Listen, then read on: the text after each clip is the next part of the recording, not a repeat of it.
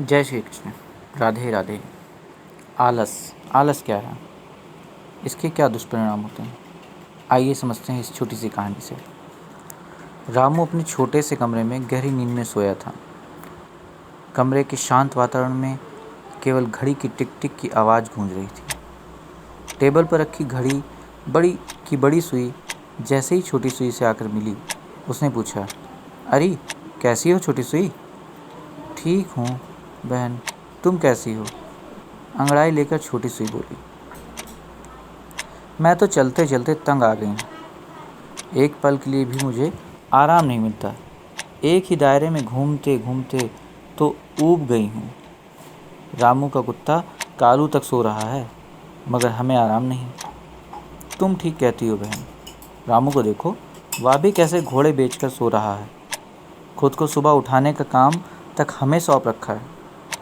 सुबह 5 बजे जब हम अलार्म बजाएंगी तभी कहीं जाकर उठेगा। क्या फ़ायदा ऐसी ज़िंदगी से?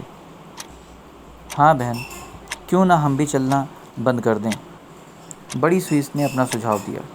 छोटी सुई को भी बड़ी सुई का सुझाव पसंद आ गया और दोनों चुपचाप जहाँ की तहाँ ठहर गईं। सुबह जब रामू की आंखें खुली तो कमरे में धूप देखकर वह चौंक उठा। टेबल पर रखी घड़ी की ओर देखा तो उसमें अभी तक 2 ही बज रहे थे। रामू घबराकर बोला, ओह, आज तो इस घड़ी ने मुझे धोखा दे दिया। कितनी देर हो गई उठने में, अब कैसे पढ़ाई पूरी होगी? घड़ी को कोसता हुआ रामू कुछ ही देर में कमरे से चला गया। उसे इस तरह बड़बड़ाता और गुस्से के कारण कमरे से बाहर जाता देख छोटी सुई हंसकर बोली, आज पता चलेगा बच्चों को हमारा महत्व क्या है। रामू के पिता ने जब घड़ी को बंद देखा तो वे उससे उठाकर घड़ी साज के पास ले गए। घड़ी साज ने उसे खोलकर अंदर बारीकी से निरीक्षण किया, लेकिन उसे कुछ समझ नहीं आया और कुछ देर तक घड़ी को सही करने के प्रयास के बाद वह रामू के पिता से बोला, श्रीमान जी, इस घड़ी में खराबी तो कोई नज़र नहीं आ रही। शायद अब बहुत पुरानी हो गई है। अब आप इसे आराम करने दीजिए। रामू के पिता उसे वापस ले आए और उन्होंने उसे कबाड़ के बक्से में डाल दिया। फिर उन्होंने बक्से को बंद कर दिया और बाहर आ गए। बक्से में अन्य टूटी फूटी वस्तुएं पड़ी थीं। बक्सा बंद होते ही छोटी सी घबरा गई। वह बोली, बहन, यह हम कहाँ आ गए? यहाँ तो बहुत अंधेरा है। अरे मेरा तो दम ही घुट रहा है। बड़ी सुई कहराते हुए बोली, ये किस कैद खाने में बंद हो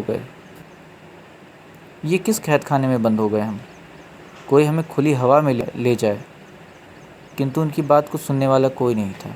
अब दोनों को वह समय याद आ रहा था जब वे राजू के खुले हवादार कमरे में टेबल पर बिछे मेजपोश के ऊपर शान से इतराया करती थी।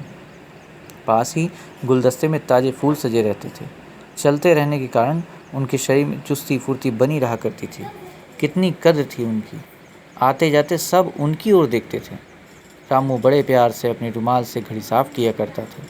अब दोनों सुइयां टिक टिक करके चलने लगी, क्योंकि उन्हें पता चल गया था कि कुछ ना करने से बेहतर है कुछ करते रहना। निकम्मों और आलसियों को दुनिया में कोई काम नहीं।